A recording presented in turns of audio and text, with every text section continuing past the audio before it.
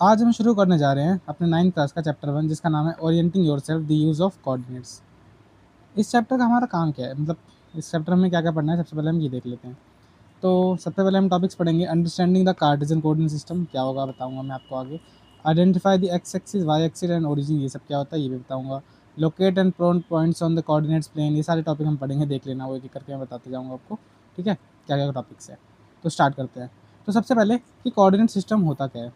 इससे पहले कि कोऑर्डिनेट सिस्टम का यूज़ क्या है, कि हमें ये हम पढ़ क्यों रहे हैं। तो कोऑर्डिनेट सिस्टम का यूज़ होता है किसी भी चीज़ को लोकेट करने के लिए, यानी किसी भी कोई जगह है, ठीक है, अगर वो हमें पता लगानी हो कि यार ये जगह कहाँ है, ये जगह कहाँ है, तो ऐसे करके हम किसका यूज़ करते हैं, हम ज़्यादातर आजकल कोऑर्डिनेट सिस्टम का यूज़ करते हैं।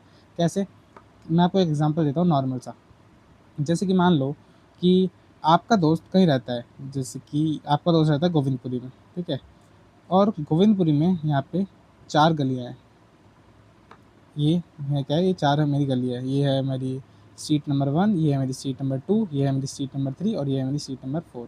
ठीक है, अब अगर आपका दोस्त आपको एड्रेस बताएगा कि मैं गोविंदपुरी में रहता हूँ, तो आप कहाँ ढूंढेंगे। गोविंदपुरी तो इतना बड़ा हो सकता है, या फिर दिल्ली में रहता हूँ, या फिर कोई और जगह कालकाजी में रहता हूँ, ठीक है, वो इतनी बड़ी जगह है, वो उसको कहाँ ढूंढेगा। तो क्या करेगा वो आपको ऐसे बताएगा कि मैं गोविंदपुरी में स्ट्रीट नंबर 1 यानी गली नंबर 1 में रहता हूँ। ठीक है, वो आपको ऐसे बताएगा। अब गली नंबर 1 में भी बहुत सारे घर होंगे, वहाँ पे भी आपको ढूंढना मुश्किल होगा कि यार कहाँ ढूंढूँ मैं इसको, कहाँ ढूंढूँ, है ना। तो वो आपको ऐसे बताएगा कि मैं गली नंबर 1 में हाउस नंबर, जैसे मान लो कुछ हाउस है गली में 1 2 3 4 5 6, 6 हाउसेज है मान लो हर एक गली में, 2 3 4 5 6, 1 2 3 4 5 6, 1 2 3 4 5 6, ठीक है, 6 हाउसेज है। तो आपको कैसे बोलेगा, वो आपको बोलेगा कि भाई मैं स्ट्रीट नंबर 1 में रहता हूँ, हाउस नंबर 3 में, ऐसे वो आपको बता देगा। ठीक है, तो आप सीधा आओगे गोविंदपुरी, आपको पता है कि भाई स्ट्रीट नंबर 1 में घुसना है, यानी कि आप यहाँ घुसोगे और यहाँ से आप पहला दूसरा तीसरा इस वाले घर पे आ जाओगे और आपको यहाँ पे पता लग जाएगा कि हाँ ये आपके दोस्त का घर है। ठीक है, तो इसी चीज़ को हम बोलते हैं कोऑर्डिनेट। ये जो आपको मिला ना S1 यानी कि street number 1 comma house number 3, ठीक है, ये जो चीज़ हमें मिली इसी चीज़ को हम क्या बोलते हैं, कोऑर्डिनेट बोलते हैं। और इसी का यूज़ करके हम लोग किसी चीज़ की भी लोकेशन को पता लगा सकते हैं। जैसे कि हमारा जो गूगल मैप होता है, गूगल मैप भी इसी का यूज़ करके पता लगाता है। अगर आपको इंटरेस्ट हो तो आप जान सकते हैं, आप गूगल वगैरह सर्च करना कि गूगल मैप कैसे काम करता है, तो आपको पता लगेगा कोऑर्डिनेट सिस्टम पे काम करता है वो। और वहाँ पे बहुत सारी आपको एक्सप्लेनेशन भी मिल जाएगी। वो हमारे सिलेबस में नहीं है तो इसलिए मैं आपको वो नहीं करवाना चाह रहा, और इसलिए टाइम वेस्ट हमारा होगा ज़्यादा। ठीक है, लेकिन मैं आपको बता दिया कि वो उस पर यूज़ होता है, तो अगर आपके अंदर थोड़ी सी भी क्यूरियोसिटी है तो आप जाके वहाँ पे देख सकते हैं। ठीक है, तो वही लिखा है, देखो मैंने, coordinate system is method of locating the exact position of an object using numbers. किसी भी ऑब्जेक्ट की पोजीशन को लोकेट करना किसका यूज़ करके, नंबर्स का यूज़ करके, उसी को हम क्या बोलते हैं, वो हमारा क्या है, कोऑर्डिनेट सिस्टम है। ठीक है, तो ये तो मैंने एक जनरल रियल लाइफ का एग्जांपल दिया था। अब हम थोड़ा सा मैथ्स पे चलते हैं कि मैथ्स में कोऑर्डिनेट का हम कैसे यूज़ करते हैं। तो सबसे पहले हम देखते हैं कि ना दो हमारे पास चीज़ें हैं, एक होती है 2D और एक होता है 3D। बहुत बार आपने सुना होगा बच्चों में 2D ऑब्जेक्ट्स, 3D ऑब्जेक्ट्स क्या होते हैं। मैं आपको थोड़ा सा डिफरेंस बता देता हूँ, आपको वैसे पता ही होगा। 2D मतलब क्या होता है, 2 डायमेंशनल, और 3D मतलब होता है 3 डायमेंशनल। ठीक है, 2D कैसी चीज़ होती है, 2D ऐसी चीज़ होती है जिसको आप ऐसे पकड़ नहीं सकते। ऐसा सोचो दिमाग में, जैसे कि अगर मैंने यहाँ पे एक सर्कल बना दिया, ठीक है, तो क्या आप इस सर्कल को पकड़ पाओगे, नहीं पकड़ पाओगे, है ना। इसको तुम बस ऊपर से टच कर सकते हो, इसको ऐसे हम हाथ में से ग्रैब तो नहीं कर सकते ना। जैसे ये पेन है, इस पेन को मैं क्या कर रहा हूँ, ऐसे करके ग्रैब कर ले रहा हूँ, है ना। तो ये कौन सा ऑब्जेक्ट है, ये मेरा एक 3D ऑब्जेक्ट है, यानी 3D ऑब्जेक्ट्स को हम क्या कर सकते हैं, ग्रैब कर सकते हैं। और जो 2D ऑब्जेक्ट्स होते हैं हमको ग्रैब नहीं कर सकते, उसको हम क्या सिर्फ टच कर सकते हैं। जैसे मेरा ये है, मैं इसको क्या ऊपर से टच कर सकता हूँ बस। ठीक है, ऐसे हमारे पास बहुत सारे ऑब्जेक्ट्स हैं, जैसे कि पेज होता है, अगर मैं पेज के अंदर जितनी भी चीज़ें लिखता हूँ वो सारी क्या होती है, वो 2D में होती है, 2D टेक्सचर होता है, हम उसको नहीं लिख सकते। ठीक है, जैसे कोई क्रिकेट बॉल है, स्पेयर है वो, है ना, तो उसको क्या उसको हम टच कर सकते हैं, वो 3D ऑब्जेक्ट है, ईजी है ना। तो वही बता रखा है यहाँ पे देखो कि 2 डायमेंशन ऑब्जेक्ट में सिर्फ होती है लेंथ और विड्थ। जैसे कि ये है, एक ये मेरा स्क्वायर है ना। स्क्वायर क्या है, मेरा एक 2 डायमेंशन ऑब्जेक्ट है, मैं इसको पकड़ तो नहीं सकता ना, नहीं पकड़ सकता, तो इसलिए क्या होगा, इसकी लेंथ है और ये इसकी ब्रेथ है ना। लेकिन 3D ऑब्जेक्ट में लेंथ, विड्थ और हाइट तीनों चीज़ होती है। जैसे कि एक क्यूब, आपने क्यूब देखा होगा बचपन में, मैं बना देता हूँ, ये क्यूब है। ठीक है, तो क्यूब क्या होता है, क्यूब जो एक रूबिक्स क्यूब होता है ना, इसको सॉल्व करते हैं वो, या फिर लूडो का डाइस देख सकते हो आप, वो भी क्यूब होता है। उसको क्या हम उसको ऐसे ग्रैब कर सकते हैं ना, पकड़ सकते हैं उसको हम। तो वो कौन सा ऑब्जेक्ट है, 3D। उसके पास तीनों चीज़ है, उसके पास हमारी लेंथ भी है, उसके पास लेंथ भी है, और ये जो अंदर की साइड है ये ब्रेथ है, ठीक है, और ये ऊपर क्या है, हाइट है, उस पर 3 चीज़ें है। तो नाम भी इसलिए है, देखो 2D यानी कि सिर्फ दो ही चीज़ें होगी उस पर, लेंथ विड्थ।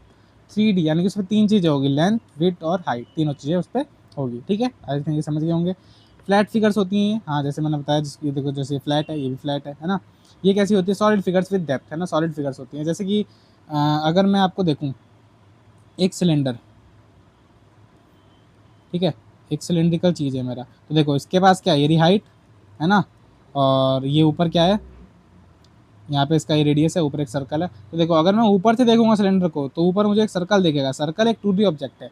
लेकिन अगर मैं साइड से देखूँ सिलेंडर को तो वो क्या है, एक 3D ऑब्जेक्ट है, क्योंकि मैं उसको पकड़ सकता हूँ, है ना। यहाँ पे कुछ एग्जांपल दिख रखे हैं मैंने, जैसे स्क्वायर, रेक्टेंगल, सर्कल, ट्रायंगल, ये सब क्या है, 2D ऑब्जेक्ट्स है। क्यूब, क्यूबॉइड, स्फीयर, सिलेंडर, ये सब क्या है, 3D ऑब्जेक्ट्स है। रियल लाइफ में ड्राइंग ऑन पेपर, पेपर पे अगर मैं कोई ड्राइंग कर रहा हूँ तो वो 2D है, ठीक है।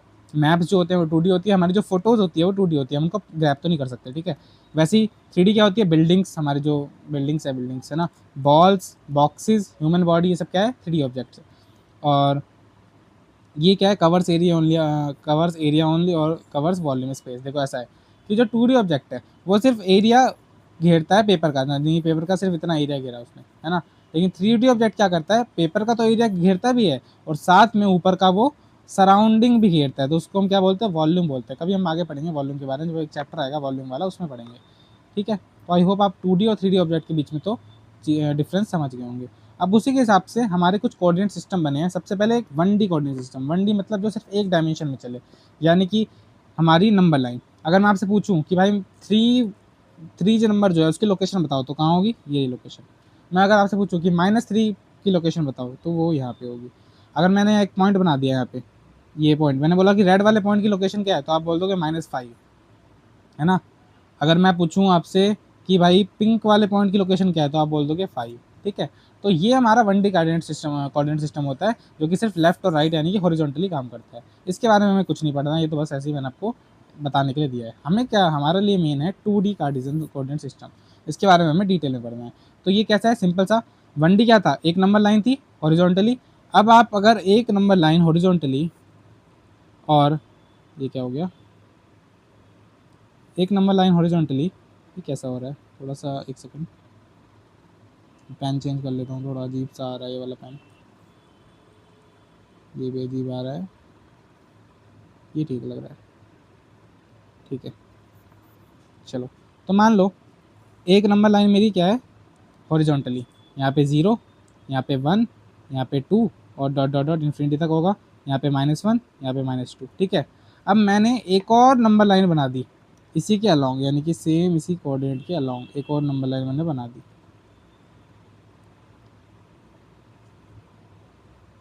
अब ये पॉइंट क्या था, ये तो 0 ही होगा। नीचे वाला क्या होगा, ये -1, यानी कि ऐसा समझ सकते हो इसको, ऐसे मैंने पकड़ा और ऐसे करके घुमा दिया, है ना, ऐसे करके घुमा दिया, ऐसे इसको ऐसे लेफ्ट रोटेट कर दिया, लेफ्ट रोटेट करके इसको मैंने यहाँ पे लगा दिया। तो ये कुछ ऐसा दिखेगा। यहाँ पे क्या होगा, -1, यहाँ पे होगा -2, यहाँ पे होगा 1, यहाँ पे होगा 2, ठीक है। तो अब ये क्या बन गया, ये बन गया हमारा 2D कार्टेशियन सिस्टम। देखो मैंने यहाँ लिख रखा है, राइट वाली को क्या बोलते हैं, एक्स एक्सिस बोलते हैं, लेफ्ट वाली को -x एक्सिस, ऊपर वाले को y एक्सिस और नीचे वाले को -y एक्सिस, ठीक है। मतलब ये पूरा है y एक्सिस और ये पूरा है x एक्सिस, यानी हॉरिजॉन्टल लाइन जो है उसको हम बोलेंगे x एक्सिस और जो वर्टिकल लाइन है उसको हम बोलेंगे y एक्सिस, ठीक है। और बीच में ये जो होता है ये होता है ओरिजिन। ओरिजिन यानी ऐसी जगह जहाँ पे x एक्सिस और y एक्सिस मिलते हैं उस पॉइंट को हम क्या बोलते हैं, ओरिजिन बोलते हैं। तो आप समझ गए होंगे कि 1D कार्टेशियन सिस्टम क्या था, एक नॉर्मल सी सीधी सी लाइन, हॉरिजॉन्टली लाइन। 2D में क्या हुआ, हमने एक लाइन हॉरिजॉन्टली और सेम एक लाइन वर्टिकली बना दिया। ऐसे बनाया कि दोनों के जो ओ वाला पॉइंट था, यानी जो 0 पॉइंट था, दोनों का क्या हो गया, इंटरसेक्ट यानी कोइंसिडेंट हो गया, है ना।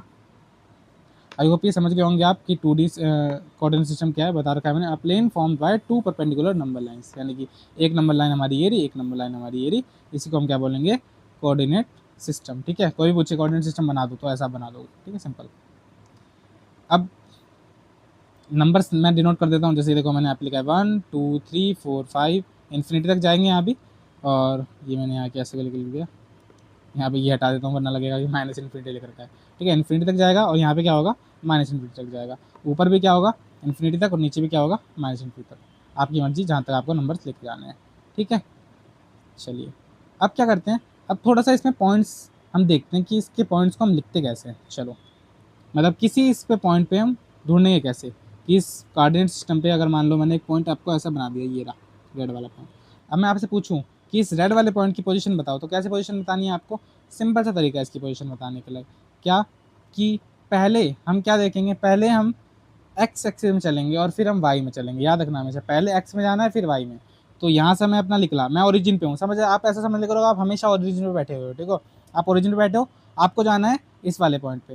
तो कैसे जाओगे आप? ऐसे मत बोलना कि ऐसे उड़ के चले जाऊँगा, ठीक है, ये ऑप्शन नहीं है हमारे पास। ये ऑप्शन कभी देखेंगे, बाद में बताऊंगा कि क्या है इसका मीनिंग, पर अभी नहीं। अभी हमें क्या जाना है, अभी हमें अलॉन्ग अलॉन्ग जाना है, ठीक है। तो सबसे पहले मैं जाऊँगा एक्स एक्सिस पे। मैंने देखा कि मैं एक्स एक्सिस पे कितना चला, यहाँ से यहाँ तक चला। एक सेकेंड, इस रेड पॉइंट को यहाँ नहीं लेते हैं, इस रेड पॉइंट को यहाँ ले लेते हैं। चलो, सबसे पहले मैं एक्स एक्सिस पे चला, यहाँ तक मैंने अपनी हॉरिजॉन्टल जो डिस्टेंस थी वो कवर कर ली, कि मैंने देखा यार अब मेरे बिल्कुल सर के ऊपर आ गया ये वाला पॉइंट, है ना।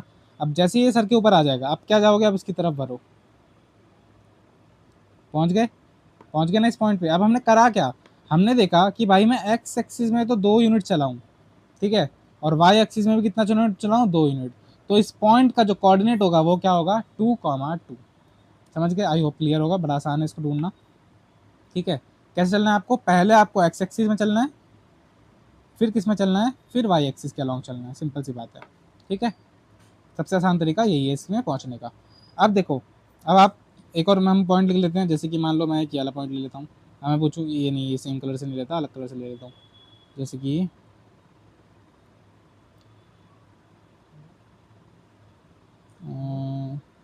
ग्रीन। अरे यार कलर क्या हो गया, इसको चेंज क्यों नहीं हो रहा, ठीक है, ये वाला पॉइंट ले लेता हूँ।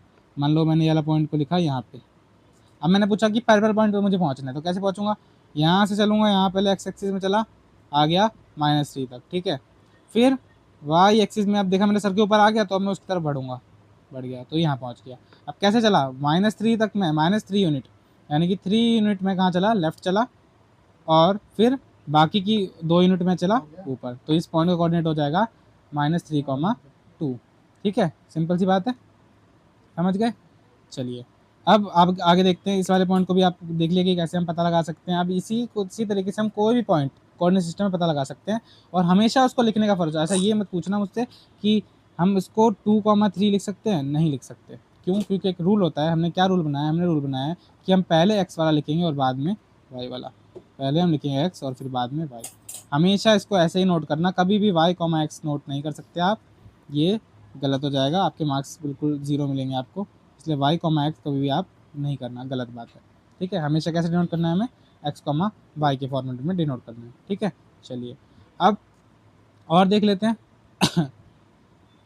अगर मैं आपसे पूछूं रैंडमली कि इस वाले पॉइंट का कोऑर्डिनेट बताए, तो क्या करोगे, सिंपल सा तरीका, ओरिजिन पे बैठो, आओ आओ आओ आओ बिल्कुल इस पॉइंट तक, देखो हॉरिजॉन्टली डिस्टेंस कवर कर लिया।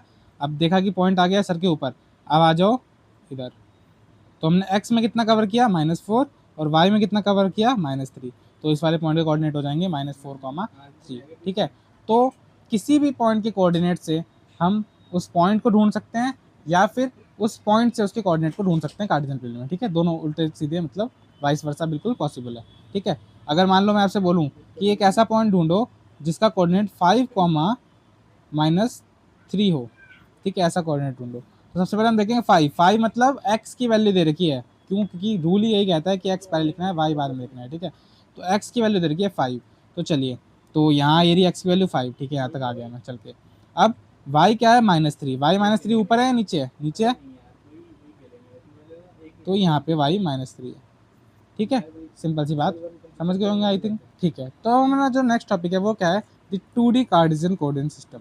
ये तो अभी पढ़ ही रहते हैं, अब इसके बारे में थोड़ा सा और बताना चाह रहा हूँ मैं आप लोगों को। जैसे हॉरिजॉन्टल लाइन मैंने बताया, उसको एक्स एक्सिस बोलते हैं, और उसका एक और नाम है जिसको हम बोलते हैं एब्सिसा, ठीक है, याद रखना, बहुत इंपॉर्टेंट है कि एक्स एक्सिस का दूसरा नाम क्या है, एब्सिसा। फिर एक वर्टिकल लाइन जो थी उसको हम क्या बोलते थे, वाई एक्सिस बोलते थे, और जिसका नाम क्या है, ऑर्डिनेट। कोऑर्डिनेट नहीं, ऑर्डिनेट, ठीक है, ओ से स्टार्ट होता है, ये कोऑर्डिनेट वाला ही। कोऑर्डिनेट उन दोनों पॉइंट्स को बोलते हैं, ठीक है, और ऑर्डिनेट वाई एक्सिस को बोलते हैं, ठीक है, याद रखनी है वाली बात। और जो मीटिंग पॉइंट है दोनों का, उसको क्या बोलते हैं, ओरिजिन। ये हमारा क्या है, ओरिजिन, ओरिजिन, ठीक है। ये हमारी क्या है, एब्सिसा, ठीक है। और ये जो वाई एक्सिस है हमारी क्या है, ऑर्डिनेट, ठीक है। आई होप आप समझ गए होंगे।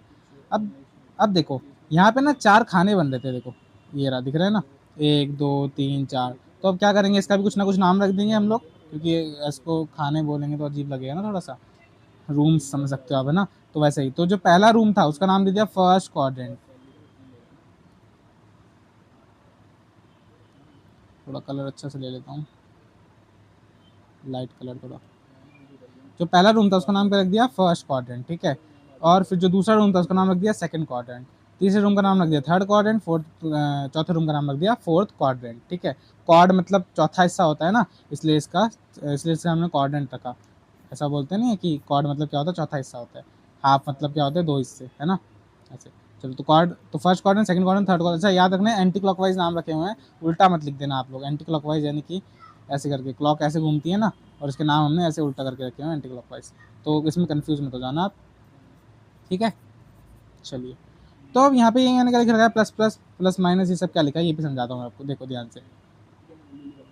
इधर देखिए, एक्स एक्सिस यहाँ पे क्या आ रही है, एक्स वाली लाइन, यहाँ पे कोई भी मैं पॉइंट लूँ तो वो क्या होगा, हमेशा एक्स क्या आएगा, वहाँ पॉजिटिव आएगा, ठीक है। और यहाँ पे एक्स वाई हमेशा क्या आएगा, पॉजिटिव। तो पहले क्वाड्रेंट में हमेशा एक्स भी पॉजिटिव होता है और वाई भी पॉजिटिव होता है, ठीक है, वही लिख रखा है वहाँ पे।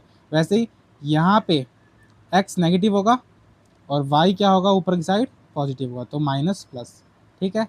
फिर नीचे यहाँ पे क्या होगा, यहाँ पे देखिए एक्स नेगेटिव है, ठीक है, और वाई भी क्या है, नेगेटिव, यानी नेगेटिव नेगेटिव। और लास्ट क्वाड्रेंट जो फोर्थ क्वाड्रेंट होता है, एक्स इसमें क्या है, पॉजिटिव है, और वाई क्या है यहाँ पे, नेगेटिव है। तो वैसे ही मैंने यहाँ पे आपको चारों को लिख के दिखा रखे हैं कि पहले क्वाड्रेंट में एक्स वाई दोनों पॉजिटिव, सेकंड क्वाड्रेंट में x negative y positive, third quadrant में दोनों नेगेटिव, और फोर्थ क्वाड्रेंट में एक्स पॉजिटिव वाई नेगेटिव, ठीक है। आप ऐसे याद याद रख सकते हैं, या फिर नंबर लाइन बना लो, सीधे सीधे दिख जाता है वो, तो इसमें कोई इशू ही नहीं है ना, आराम से दिख जाता है। तो यहाँ तक हमने कोऑर्डिनेट सिस्टम के बारे में सब कुछ पढ़ लिया जितना हमें जानना था। अब थोड़े से क्वेश्चन प्रैक्टिस करते हैं। कैसे, सबसे पहला क्वेश्चन बोलता है -3,5, एक कोऑर्डिनेट दे रखा है -3,5। तो सबसे पहले आप जैसे ही देखो, इसको ना कंपेयर कर लो, किसके साथ कंपेयर कर लो, एक्स वाई के साथ। यानी भाई एक्स की वैल्यू कितनी है, -3, और वाई को क्या वैल्यू क्या है, 5। सबसे पहले हम ये समझ गए, ठीक। What is the value of ordinate, ordinate की वैल्यू पूछिए। ऑर्डिनेट क्या होता था, वाई एक्सिस, तो वाई की वैल्यू कितनी है, 5। तो हमें सीधा मिल गया ऑर्डिनेट की जो वैल्यू है वो कितनी मिल गई, 5 मिल गई, ठीक है, ईजी। उसके बाद what is the value of abscissa, abscissa मतलब एक्स, तो एप्सीसा की जो वैल्यू है वो हमें मिल गई -3। सिंपल, बड़ा इजी क्वेश्चन है ना। इन लल्लू प्रॉब्लम है बिल्कुल, 1 नंबर का। In which quadrant does it lie, कौन से क्वाड्रेंट में लाई करेगा, अब ये थोड़ा सा देखने वाली बात है। तो बना लेंगे अपना कार्टेशियन प्लेन। एक्स नेगेटिव है, एक्स नेगेटिव कहाँ होता था, इधर, ठीक है। वाई पॉजिटिव, वाई पॉजिटिव क्या होता था, ऊपर, यानी कि इस क्वाड्रेंट में लाई करेगा यहाँ पे कहीं। और ये कौन सा क्वाड्रेंट होता है, सेकंड क्वाड्रेंट, यानी कौन से क्वाड्रेंट में लाई करेगा, ये सेकंड क्वाड्रेंट, सिंपल। ठीक है, कैसे बताया, सबसे पहले चेक किया भाई, एक्स का है नेगेटिव, एक्स नेगेटिव कहाँ होता है, इधर लेफ्ट साइड, ठीक है। वाई पॉजिटिव कहाँ होता है, ऊपर की साइड, तो ऊपर की साइड उसको लिख दिया, सिंपल। आई होप समझ गए, समझ आ गया होगा ये। अब क्वेश्चन है एक बढ़िया सा, इसमें काफ़ी सारे कंसेप्ट क्लियर हो जाएंगे, इसको देख लेते हैं। जैसे बोला, locate the following points in the coordinate system and determine the coordinate in which each point is located, ठीक है। सबसे पहले पहले वाले का देखते हैं, 2,5। तो यहाँ पे सबसे पहले मैं नंबर लाइन ड्रॉ कर लेता हूँ। जैसे कि ये 1, थोड़ा मैं अपना पेन का साइज़ छोटा कर लेता हूँ, छोटा कर लिया, और इसका कलर मैं चेंज करके रेड कर देता हूँ, ठीक है। तो पहला वाला होगा 1, ये होगा अपना 2, ये होगा 3, ये होगा 4। यार बहुत छोटे हो गए ना, थोड़ा गैप ले लेता हूँ। ये ले लेता हूँ 1, ये ले लेता हूँ 2, ये ले लेता हूँ 3, ये 4, ये 5, ठीक है। 1 2 3 4 5। वैसे ये नेगेटिव में होगा ना यहाँ पे, माइनस माइनस, ठीक है।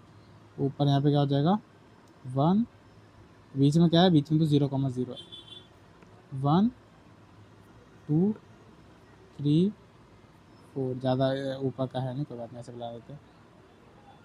नीचे क्या होगा, -1 -2 -3 -4। अच्छा, गैप हमेशा बराबर लेने हैं आपको, ठीक है, कभी भी उल्टी सीधे गैप नहीं लेना, हमेशा बराबर लेना है, इसलिए को मैंने भी बराबर ले रखे। चलिए, अब चेक करते हैं कि कौन कहाँ पे लोकेट कर रहा है। सबसे पहला 2,5, 2,5 हमारा कहाँ लोकेट करके देखते हैं, 2,5। तो एक्स में 2 चलना है पहले, एक्स में 2, ये चल रही है एक्स में 2। वाई में 5, वाई में 5, अरे वाई में 5 के तो मैंने बनाया ही नहीं है, कोई बात नहीं, बना देते हैं। इस लाइन को हल्का सा ऊपर खींच लो सीधा, और यहाँ लिख दो आप 5, ठीक है। तो x में 2 y में 5, थोड़ा काम चला लेना, ये थोड़ा सा छोटा पड़ गया पता नहीं क्यों। ये वाला जो पॉइंट होगा क्या होगा 2, सिंपल। ठीक है, कौन से कोऑर्डिनेट में लाई किया, ये फर्स्ट कोऑर्डिनेट में, साथ में लिख देता हूँ मैं, फर्स्ट कोऑर्डिनेट में लाई किया, दिख ही रहा है मुझे, है ना। सेकंड पॉइंट क्या है 0,6, 0,6, इसको ध्यान से देखने वाली बात है। x क्या है 0, x 0 कहाँ पे होगा, x 0 होगा ओरिजिन पे ही, है ना, x 0 ओरिजिन पे। अब x में मुझे कितना चलना है 0 डिस्टेंस चलना है, यानी कि वहीं बैठा रहूंगा मैं, कहीं नहीं जाना मुझे, x में 0 पे 0 डिस्टेंस चलना है। उसने बोला फिर y में 6 डिस्टेंस चलो, तो y में 6 डिस्टेंस कहाँ चलना है, पॉजिटिव में नेगेटिव में, पॉजिटिव में चलना है तो कहाँ जाऊँगा ऊपर। अरे यार 6 भी नहीं बनाया मैंने, ये तो मैंने देखा ही नहीं कितने पॉइंट्स है, कोई बात नहीं, मैं इसको थोड़ा सा जल्दी से बड़ा बना देता हूँ। यहाँ पे 5 है और यहाँ पे 6 है, ठीक है। तो वाला जो पॉइंट था वो कहाँ पे था 2,5 ना, वो यहाँ पे था 2,5, ठीक है। आई होप समझ गए होंगे तो, है ना।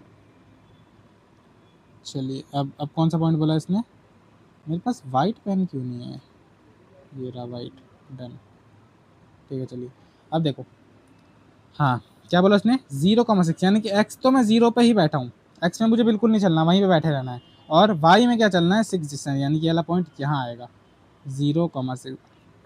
आई समझ गए होंगे आप। देखो x पे आए 0 पे बैठे रहे, नहीं चलना आगे, y में चल गए चल गए चल गए चल गए चल गए और कहाँ पहुँच गए 6 पे पहुँच गए, तो 0,6 यहाँ पे।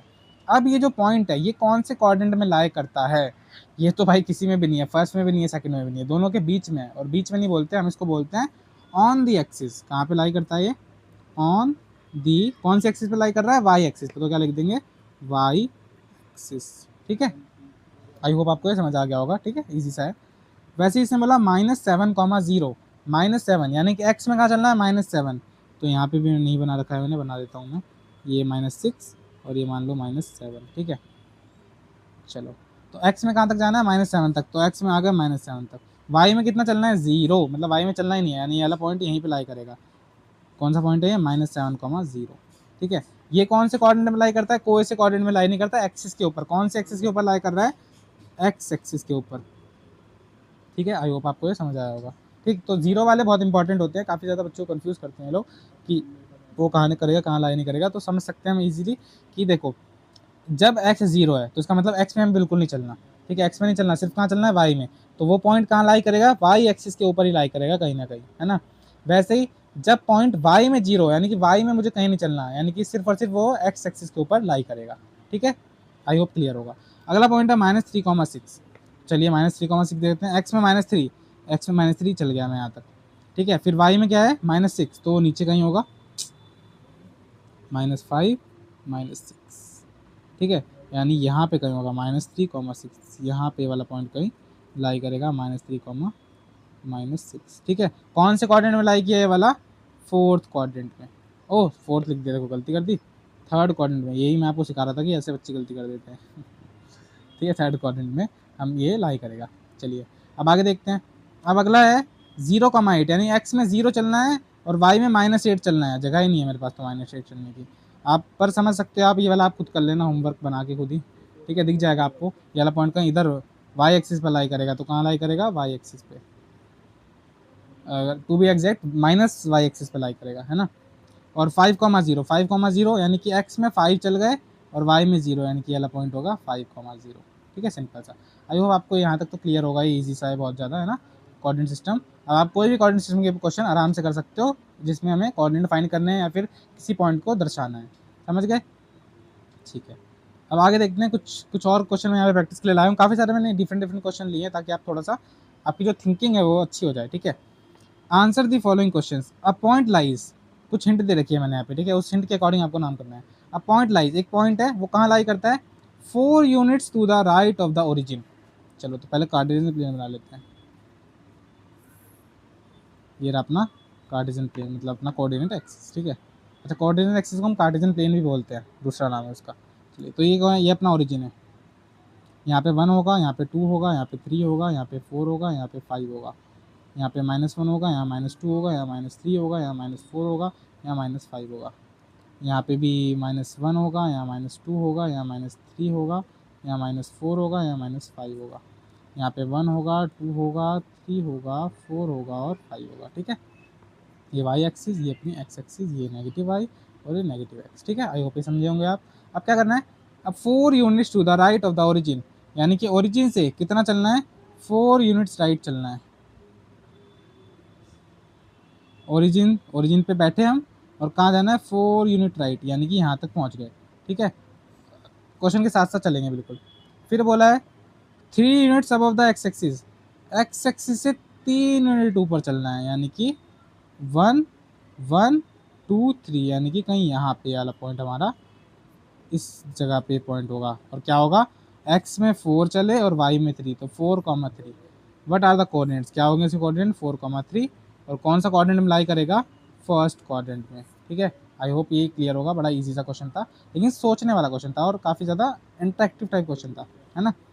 फिर अगला क्वेश्चन है, point A has coordinates 5, dash, ये जगह नहीं बता। It lies on the x axis, कहाँ पे लाई कर रहा है, एक्स एक्सिस पे। What is the missing coordinate, चलो इसने क्या बोला, ये पॉइंट कहाँ लाई करता है, एक्स एक्सिस पे, इसका मतलब इस वाली एक्सिस पे कहीं है, मतलब कोई भी कोऑर्डिनेट के अंदर नहीं है, ये एक्सिस के ऊपर है। तो खुद सोचो, एक्स एक्सिस के अगर ऊपर वो बैठा है, इसका मतलब वाई में तो नहीं चला है, ना ऊपर चला ना नीचे चला, वाई में कुछ नहीं चला है ना, एक्स एक्सिस के ऊपर बैठा हुआ है, ना ऊपर गया ना नीचे गया, इसका मतलब वाई कितना होगा, 0। ठीक है, सिंपल सा फॉर्मूला, वाई क्या होगा, 0, यानी ये कोऑर्डिनेट है 5,0। ठीक है, यही मैं आपको बताना चाह रहा था पिछले जो क्वेश्चन करवाया था ना उसके हिसाब से, कि जब एक्स एक्सिस पे वाई का कोऑर्डिनेट 0 होता है और वाई एक्सिस पे एक्स का कोऑर्डिनेट 0 होता है। ठीक है, याद रखना, यहाँ लिख दूँ मैं, इंपॉर्टेंट बात क्या, कि एक्स एक्सिस पे, यार क्यों गिर जा रहा है, यहाँ लिख रहा हूँ मैं, एक्स एक्सिस पे वाई का जो कोऑर्डिनेट होगा वो क्या होगा, 0 होगा। ठीक है, और वाई एक्सिस पे एक्स का जो कोऑर्डिनेट होगा वो क्या होगा, 0। ठीक है, याद रखनी है आपको ये वाली बात, सिंपल सी बात है। चलिए अब अपना नेक्स्ट क्वेश्चन देखते हैं। हमारा जो नेक्स्ट क्वेश्चन है वो क्या कह रहा है, वो बोल रहा है कि a point has negative x coordinate है। ठीक है, अब पॉजिटिव वाई कोऑर्डिनेट है। देखो, negative x coordinate, positive y coordinate, कौन से कोऑर्डिनेट में लाई करता है ये, तो बना लेते हैं कार्टेशियन प्लेन। यहाँ तो पॉजिटिव पॉजिटिव होता है, यहाँ पे क्या होता है, यहाँ पे नेगेटिव एक्स होता है और पॉजिटिव वाई, अरे यही तो कोऑर्डिनेट है, कौन सा कोऑर्डिनेट है, सेकंड कोऑर्डिनेट। ठीक है, सिंपल सा क्वेश्चन। फिर बोला है रोबोट वाला स्टार्ट्स एट ओरिजिन से स्टार्ट किया, मूव 6 यूनिट्स राइट, यहाँ से कितना चला, 6 यूनिट चल रही है यहाँ पे, एंड 4 यूनिट्स अप, ऊपर कहाँ चला, 4 यूनिट्स ऊपर चला गया, इस पॉइंट पे पहुंचा होगा। तो पूछा है फाइनल कोऑर्डिनेट, तो पता है 6x में चला और 4y में, तो 6,4। थोड़ा जल्दी जल्दी मैं करवा रहा हूँ ये, क्योंकि अब तो हमने कितने सारे क्वेश्चन कर लिए हैं, आप समझ रहे होंगे, है ना। चलिए फिर एक ट्रेजर हंट का क्वेश्चन है, ट्रेजर हंट बढ़िया क्वेश्चन है। ठीक है, बोला 7 units left on the y axis, हैं वाई एक्सिस, एक सेकेंड। ठीक है, बोला 7 unit left of the y axis, 2 units below the axis, यानी कि वाई एक्सिस पर रुको, वाई एक्सिस पर रुक गया। अब कहाँ जाना है, 7 यूनिट लेफ्ट, यानी कि इधर जाना है कहीं, 7 यूनिट, यहाँ पहुँच गए 7 यूनिट। ठीक है, और 2 units below the x axis, और एक्स एक्सिस से 2 यूनिट नीचे, यानी कि यहाँ पहुँच गए। तो सोचो कोऑर्डिनेट क्या होगा, -7, -2। क्यों, लेफ्ट में पता है आपको नेगेटिव होता है एक्स, और नीचे वाई क्या होता है, नेगेटिव होता है, इसलिए नेगेटिव लगाना जरूरी है। बच्चे क्या लिख देंगे, 7,2 लिख देंगे, लेकिन ये बात ध्यान से सुनो ना, उसने बोला 7 unit to the left of y axis के लेफ्ट में तो नेगेटिव होती है चीज़ें, वाई एक्सिस के राइट में क्या होती है, पॉजिटिव होती है चीज़ें। ठीक है, ये वाली बात इसलिए याद रखना आप अच्छे से, समझ गए। और वाई एक्स एक्सिस के नीचे क्या होती है, नेगेटिव होती है, इसलिए यहाँ -2 लिखा मैंने, और एक्सिस के ऊपर क्या होती है, पॉजिटिव होती है। ठीक है, सिंपल सी बात है। चलिए और क्वेश्चन है यहाँ पे, आई एम अ पॉइंट, एक पॉइंट बोल रहा है, वो एक पॉइंट है whose x coordinate is -4, x coordinate -4 है, एंड वाई कोऑर्डिनेट 0 है, वाई कोऑर्डिनेट 0 है। ठीक है, am I on axis on coordinate, किस पे, एक्सिस पे कोऑर्डिनेट पे है, बताया मैंने आपको, जब भी एक्स कोऑर्डिनेट है वाई कोऑर्डिनेट 0 होगा, तो इसका मतलब वो कोऑर्डिनेट के अंदर नहीं है। ये कैसा पॉइंट है, ऐसा पॉइंट है, एक्स तो इसका -4 है, वाई 0 है, ना ही ऊपर ना ही नीचे, एक्सिस के ऊपर बैठा हुआ है, तो कहाँ पे है ये, एक्सिस पे है, सिंपल। ठीक है, फिर बोला है student says the point -5,2 lies in coordinate 2। ठीक है, बोला क्या, कि जो 5,2 है, -5,2, वो बोल रहा है वो सेकंड कोऑर्डिनेट में लाई करता है। क्या वो सही स्टूडेंट है, वो क्या सही बोल रहा है, गलत बोल रहा है, सही बोल रहा है, बताओ आप मुझे। देखो, एक्स तो सही लिखा है इसने, एक्स तो नेगेटिव होता ही है, लेकिन वाई तो ऊपर पॉजिटिव होता है, सेकंड कोऑर्डिनेट में माइनस प्लस होता है, ये होता है, और इस वाले कोऑर्डिनेट में माइनस माइनस होता है, यानी कि वो स्टूडेंट गलत बोल रहा है, वो एक लल्लू बच्चा है ना, लल्लू बच्चा है, गलत बोला है उसने। ठीक है, वो क्या है, रॉन्ग है। असल में कौन सा क्वाड्रेंट है वो, असल में वो कौन से क्वाड्रेंट में बैठा हुआ है, वो असल में थर्ड क्वाड्रेंट में है। समझ गए, याद रखना, आसान सा क्वेश्चन था। एक डेस्क वाला भी है, बोला है स्कूल में हम लोग डेस्क मूव करते रहते थे ना इधर उधर, वही वाला क्वेश्चन है। बोला है डेस्क इज लोकेटेड -4,3। ठीक है, चलो इसके लिए कोऑर्डिनेट सिस्टम अच्छे से बना लेता हूँ मैं यहाँ पे, इसको मैं मिटा देता हूँ पहले और अच्छे से कोऑर्डिनेट सिस्टम बना लेता हूँ उसके लिए, क्योंकि अच्छा क्वेश्चन भी लगता है मुझे थोड़ा सा। ये अपना ओरिजिन, यहाँ पे 1, यहाँ 2, यहाँ 3, अरे यार गैप देखो ज़्यादा दे दिया मैंने, यहाँ पे 3, यहाँ पे, इसलिए ना ज़्यादातर आपको ग्राफ पेपर यूज़ करना चाहिए ताकि हमें बनाने में ईजी हो। ये -1, ये -2, वरना गलत बन जाएगा, -3, -4, -5। ठीक है, ऊपर 1, 2, 3, 4, 5, नीचे -1, -2, -3, -4, -5। ठीक है, चलिए बन गया कोऑर्डिनेट सिस्टम। अब देखते हैं, अब बोला एक डेस्क है लोकेटेड एट -4,3, तो कहाँ होगा वो, -4 यानी कि नेगेटिव एक्स एक्सिस में, और +3 यानी कि यहाँ होगा वो पॉइंट कहीं। ठीक है, इस वाले पॉइंट पे होगा। ठीक है, बोला if the desk is moved, अब उस डेस्क को मूव कर रहे हैं, जैसे होता नहीं है हम लोग कभी कभी स्कूल में ऐसा हुआ करता था कि अगर हमारे आगे वाले डेस्क अच्छे नहीं होते थे तो हम उसको दूसरे किसी बच्चे के जिसका डेस्क अच्छा है उससे हम एक्सचेंज कर लेते थे, है ना, ऐसे करते थे। तो वही हो रहा है यहाँ पे भी। बोला है कि यहाँ पे रुका हुआ है और यहाँ पे 2 यूनिट्स राइट चले, 2 यूनिट्स राइट। ठीक है, मतलब इस पॉइंट से 2 यूनिट राइट चलूंगा, तो सोचो ये वाला पॉइंट कहाँ था, -4 पे था, है ना। 2 यूनिट राइट चला यानी हॉरिजॉन्टली मूव किया, तो ये कहीं यहाँ आ गया होगा, यहाँ यानी कि 1 यूनिट 2 यूनिट, यानी कि ये कहीं पॉइंट यहाँ आ गया। और फिर आगे 5 यूनिट्स डाउन, और नीचे कितना यूनिट चला हूँ, 5 यूनिट, तो यहाँ पे 3 पे था, तो 3 नीचे चला तो यहाँ तक आ गया होगा, फिर 2 और चला डाउन तो ये यहाँ आ गया होगा। समझे आप मेरी बात। देखो यहाँ पे वो था, उसने 2 यूनिट यहाँ पे मूव किया राइट में, तो 2 यूनिट राइट मूव किया तो यहाँ से यहाँ आ गया, यानी कि एक्स एक्सिस में जब भी हॉरिजॉन्टली मूव करेगा तो एक्स एक्सिस की वैल्यू में फर्क आएगा। ठीक है, एक्स एक्सिस में वैल्यू में फर्क आ गया, कितने पे आ गए, -2 पे आ गए। फिर उसने मतलब वहाँ आके वो रुक गया, एक्स एक्सिस में मूव नहीं कर रहा, हॉरिजॉन्टली मूव नहीं कर रहा, अब वो ऊपर नीचे कर रहा है। ठीक है, अब उसने बोला 5 यूनिट डाउन, तो देखो 3 पे था मैं, 1 यूनिट 2 पे आया, 2 यूनिट 1 पे आ गया, 3 यूनिट 0 पे आ गया। अब 0 से वाई मतलब 0 हो गया। अब जैसे ही नीचे आ गया तो 1 यूनिट नीचे आया, कितना 4 यूनिट मूव कर लिया, फिर एक और यूनिट नीचे आया तो 5 यूनिट, तो मैं एग्जैक्ट कहाँ आ गया हूँ, अब देखो -2 के सामने आ गया। तो कोऑर्डिनेट क्या कहलाएगा, ये वाला कोऑर्डिनेट कहलाएगा -2, -2। देखो एक्स में भी -2 पे आ गया और वाई में भी -2, तो जो नया कोऑर्डिनेट है वो क्या होगा, -2, -2। और कौन सा कोऑर्डिनेट होगा, ये थर्ड कोऑर्डिनेट होगा। ठीक है, सिंपल सी बात है, आप ये याद रखना। समझ गए होंगे यार कैसा होगा, अगर नहीं समझ आएगा तो एक बार पीछे वीडियो करके रिपीट करके आप देख लेना, समझ जाओगे, ईजी है, ज़्यादा कुछ मुश्किल नहीं है। अब एक एनसीईआरटी का क्वेश्चन आता है इसके बाद, एक मैंने एनसीईआरटी क्वेश्चन लिए रखा है यहाँ पे, आसान सा क्वेश्चन है, देख लेते हैं। बोला है शोज रियान, रियान नाम का एक बंदा है, रूम्स विद पॉइंट्स, उसने यहाँ पे कुछ अपने पॉइंट्स को रूम्स को पॉइंट्स बना रखा है, OABC। ये देखो ये रहा OAB और ये वाला पॉइंट C। ठीक है, 4 पॉइंट से हमने बना रखा है। ठीक है, point O is the origin, उसने बोला कि इस वाले पॉइंट को तुम ओरिजिन कंसीडर कर लो, ओरिजिन मतलब 0,0। ठीक है, और x and y axis are mark, x axis mark, y axis mark, ये रही अपनी एक्स एक्सिस, ये वाली एक्स एक्सिस है, और ये ऊपर वाली क्या है अपनी वाई एक्सिस। अरे यार ये ऊपर वाली क्या है अपनी वाई एक्सिस। अगर आपको थोड़ा सा फोटो अगर ब्लर दिख रहा हो ना, तो आप क्या करना, अपनी एनसीईआरटी खोल लेना एक बार। एनसीईआरटी में ये फर्स्ट क्वेश्चन है एक्सरसाइज 1.1 का। ठीक है, चलिए, तो एक्स एक्सिस में आया और ये वाई एक्सिस यहाँ पे कुछ क्वेश्चन दे रखे हैं। देखो बोला if D1 and R1 represent the door to Ryan's room, D1 कहाँ है, देखो ये रहा D1, ये रहा D1 और ये रहा R1। ये क्या है, ये रियान का रूम का डोर है, यानी कि ये जो ब्लू वाली रेखा है ये क्या है, रियान के डोर का रूम है, डोर होता है ना गेट। ठीक है, how far is the door from the left wall, यानी बोला ये जो लेफ्ट वॉल है उससे रूम जो है वो कितना, डोर जो है वो कितना दूर है। How far is the door from the x axis, और एक्स एक्सिस से पूछा कितना दूर है, मतलब सीधी सी बात है, लेफ्ट वॉल यानी वाई एक्सिस यानी कि ये वाली, इससे पूछा कितना दूर है, और एक्स एक्सिस, तो एक्स एक्सिस से कितना दूर है, एक्स एक्सिस के ऊपर ही तो है भाई वो, तो एक्स एक्सिस से जो दूरी है, यहाँ लिख रहा हूँ मैं, distance from x axis, first question है क्या है, 0 यूनिटी तो है, क्यों, क्योंकि उसी के ऊपर तो है डोर यार, एक्स एक्सिस के ऊपर ही तो है, तो वहाँ से डिस्टेंस क्या है, 0 है। ठीक है, और क्या पूछा है, और पूछा है कि वाई एक्सिस से कितना दूर है। ठीक है, वाई एक्सिस से कितना दूर है, देखो गिन लेते हैं, ये रही अपनी वाई एक्सिस, ये रहा अपना डोर, ठीक है। तो 1 पॉइंट, 2 पॉइंट, 3 4 5 6 7 8, कितना यूनिट दूर है? 8 यूनिट दूर है, सिंपल।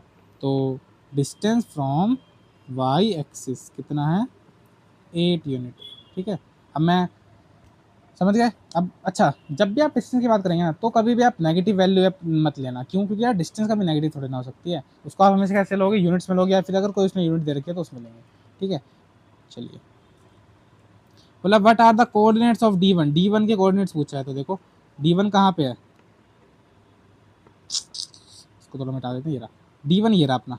तो D1 दिख रहा है, एक्स में कितना है 8, वाई में कितना है 0, तो 8,0 D1 की कोऑर्डिनेट है। दोस्तों कितना आसान क्वेश्चन है, मतलब एकदम हलवा क्वेश्चन है, 8,0, ठीक है। D1 के कोऑर्डिनेट, किसके कोऑर्डिनेट है? D1। चलिए अगला बोला है if R1 is the point 11.5,0, यानी देखो ये वाला बोले जो R1 पॉइंट है ना, इसकी वैल्यू कितनी है? ये 11.5,0 है, ठीक है। How wide is the door, do you think this is comfortable with for the room door? देखो इसमें मतलब डोर कितना बड़ा होगा, तो देखो डोर क्या है? D1 R1, यही तो डोर है। मैं इसका थोड़ा कलर चेंज कर देता हूँ, यही तो डोर है, ये जो है, ये जो मैंने पर्पल सा कर रखा है, ठीक है, यही तो डोर है D1 R1। अब देखो शुरू कहाँ से हो रहा है? 8 से, खत्म कहाँ पे हो रहा है? 11.5। तो क्या करेंगे? 11.5 माइनस 8, कितना आ जाएगा यूनिट? 8 9 10 11, 3.5 यूनिट। यानी डोर की जो लेंथ है वो कितनी है? 3.5 यूनिट, 3.5 यूनिट है। किस में दे रखा है? इसका कोई यूनिट नहीं दे रखा, नहीं दे रखा यूनिट, ठीक है, समझ लो। तो 3.5 यूनिट का डोर है। तो इसने पूछा क्या ये कंफर्टेबल है? हाँ ठीक है, डोर कितने होते हैं? इतने ही तो होते हैं। तो अगर ये मान लो, अगर ये फीट में देख रहा है तो 2-2.5 फीट के तो होते हैं डोर, है ना, तो आराम से 3.5 यूनिट बहुत है, मतलब ठीक है। If a person in a wheelchair wants to enter the room, will she be able to? अगर व्हील चेयर से घुस रहा है तो हाँ घुस जाएगा, व्हील चेयर भी इतनी होती है, कोई ऐसा दिक्कत तो होनी नहीं चाहिए, ठीक है।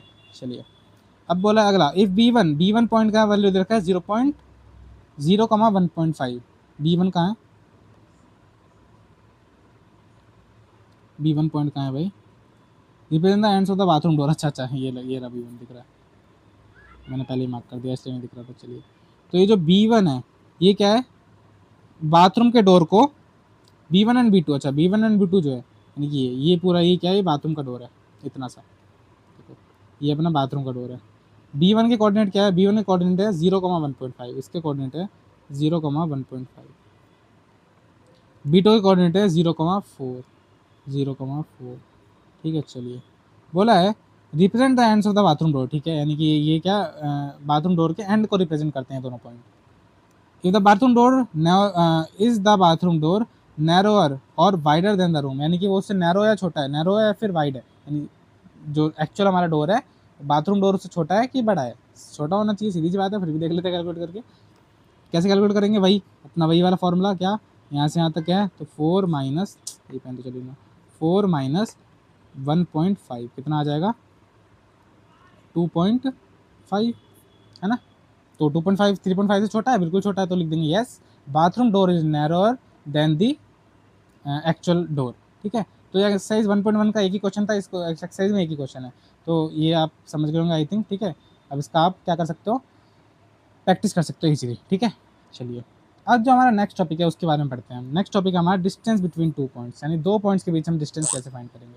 जैसे कि मान लो एक पॉइंट मेरा यहाँ पे था जो कि था 2,4, ठीक है। दूसरा पॉइंट मेरा यहाँ पे था जो कि था 3,2, ठीक है। ये दो मेरे पॉइंट थे। चलिए अब अगर मुझसे कोई पूछे, थोड़ा इसको अच्छे से लिख देता हूँ। चलो मेरा पहला जो पॉइंट है वो मैं ले लेता हूँ, ये अपना यहाँ पे ले लेता हूँ, ठीक है। ये कितना हो जाएगा मेरा? अगर मैं 1 मानूँ, पहले मैं इसकी ना नंबरिंग कर देता हूँ वरना ना कन्फ्यूजन हो जाएगी।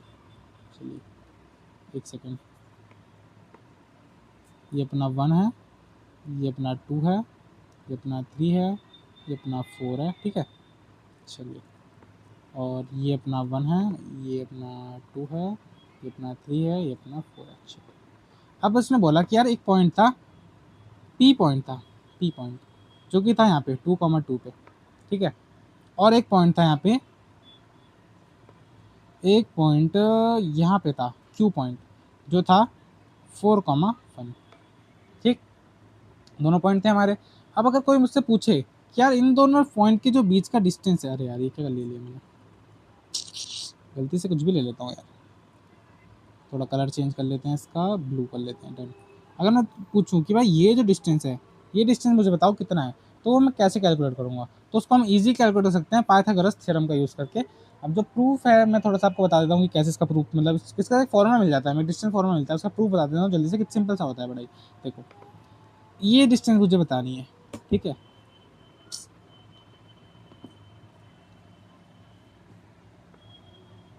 ये डिस्टेंस मुझे बतानी है कि कितनी है। तो इसके लिए मैं क्या करूँगा, इसके लिए मैं क्या करूँ, मैं इसके एंड पॉइंट्स को मिला लूँगा।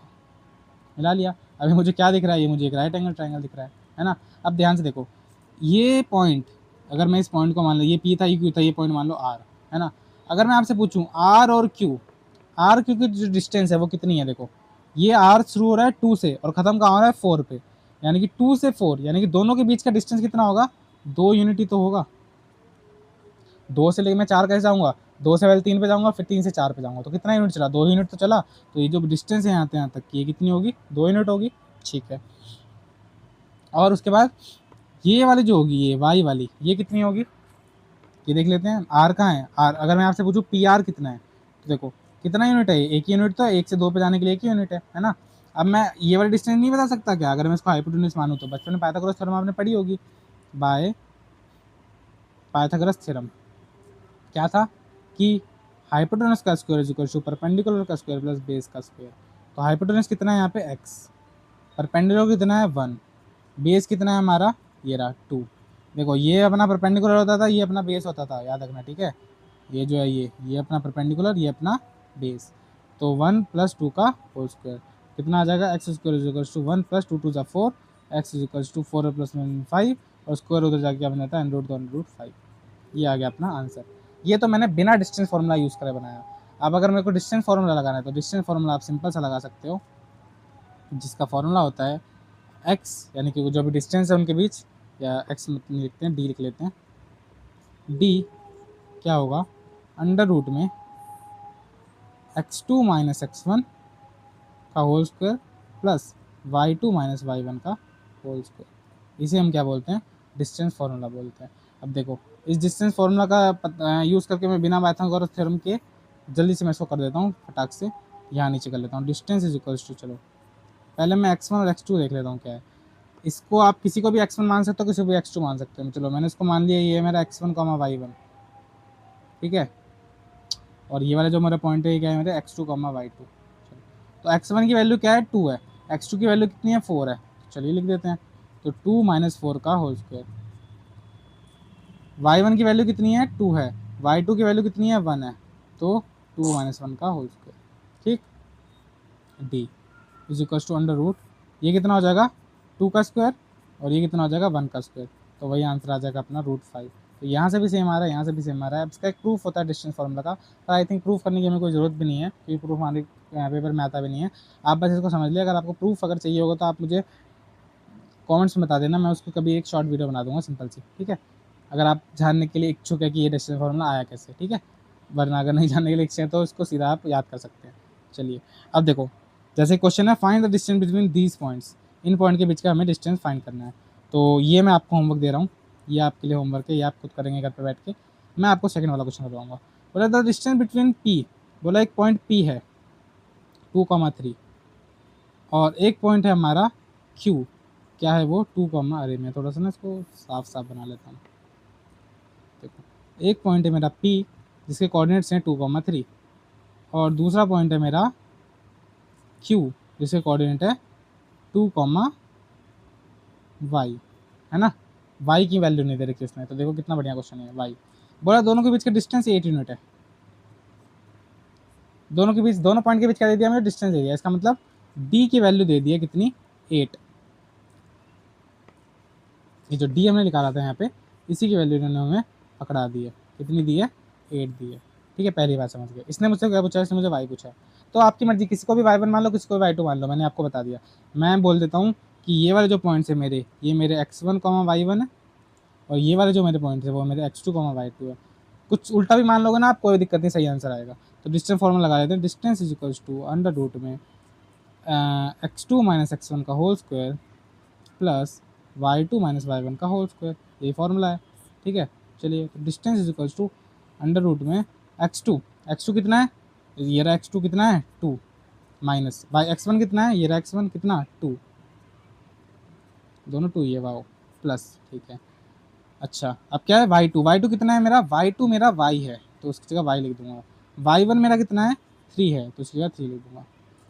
समझ गए यहाँ तक? आई थिंक d की वैल्यू उसने मुझे दे रखी है, कितनी दे रखी है 8, तो d की जगह 8 अंडर रूट 2 में से 2 गया 0, यानी ये पूरी वैल्यू 0, अंदर क्या बचा सिर्फ y माइनस 3 का होल स्क्वायर। ठीक है, आई होप समझ गए होंगे आप। ठीक है, चलिए 8 इज इक्वल्स टू, अब याद रखना ये स्क्वायर से हमारा अंडर रूट हट जाता है। ठीक है, तो आंसर आ जाएगा y माइनस 3, स्क्वायर से हमारा अंडर रूट हट जाता है, क्यों? क्योंकि जो स्क्वायर होता है, देखो अगर मैं इसको ऐसे लिखता हूँ, ये देखो मैं आपको थोड़ा सा यहाँ पे बता देता हूँ, ऐसे लिखा है मैंने। अब ये जो अंडर रूट होता है ना, इसका मतलब क्या होता है, इसका मतलब आधा होता है, तो आधे से 2 और 2 मर के हमारा आंसर क्या आ जाता है x। वैसे यहाँ से भी ये और ये खत्म होकर आंसर क्या आ जाता है y माइनस 3। ठीक है, ये हमने 9th क्लास से पहले 8th क्लास में हमने कभी पढ़ा होगा ये, अगर आपको याद हो तो।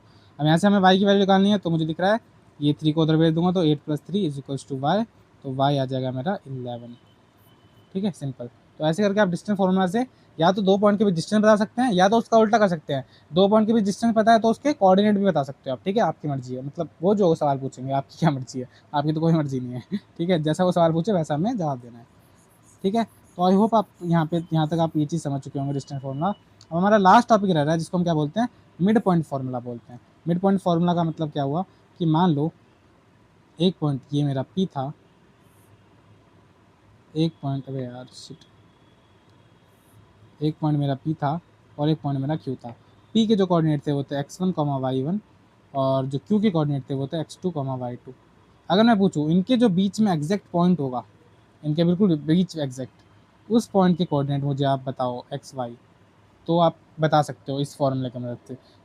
यानी कि अगर मुझे किसी के 2 एंड पॉइंट दे रखे हैं और मुझसे पूछे उसके बीच में जो पॉइंट लाई करेगा उसकी वैल्यू बताओ मुझे कौन सा पॉइंट होगा, तो उसको हम मिड पॉइंट फॉर्मूला से आराम से पता लगा सकते हैं।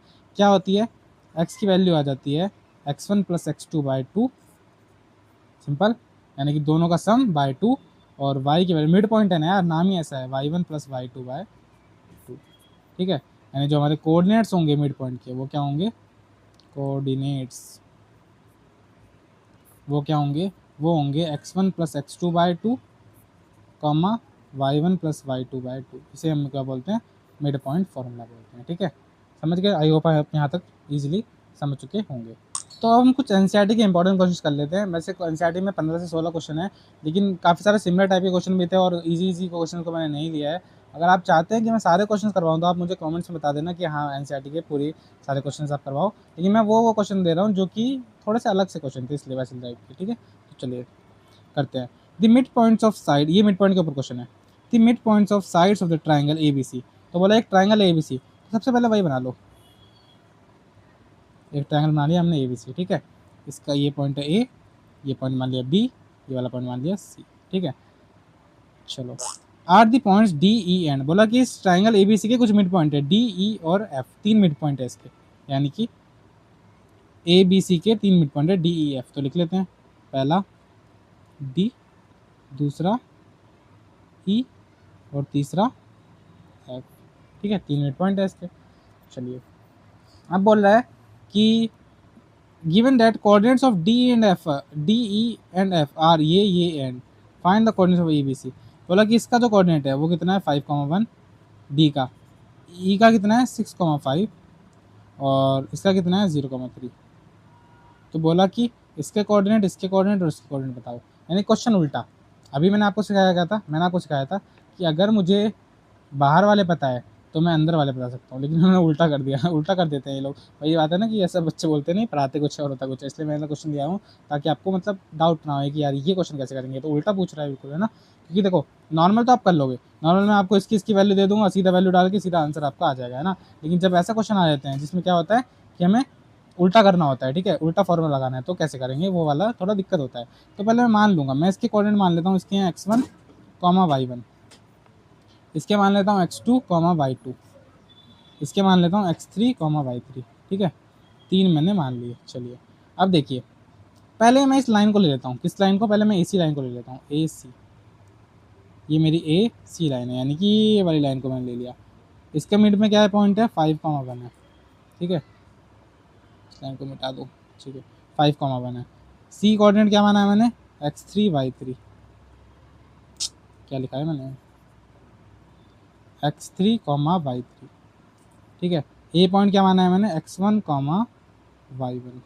चलिए अब सबसे पहले फॉर्मूला क्या था, फॉर्मूला था x is equals to x1 plus x2 by 2, और y के लिए क्या था y1 प्लस y2 बाय 2। सीधा सीधा वैल्यूज पुट करें, उसके बाद आपको आराम से अपने आप आपका आंसर आ जाएगा, ठीक है। करते हैं, चलिए तो यहीं साइड में कर लूँ, यहीं साइड में कर लेता हूँ। ये क्या कर रहा हूँ मैं, कोई नहीं, मैं थोड़ा सा पेन छोटा कर लेता हूँ और जूम कर लेता हूँ, ठीक है। अब देखिए x is equals to x1 plus x2 by 2, ठीक है। x की वैल्यू क्या दे रखी है, 5, उल्टा दे दिया।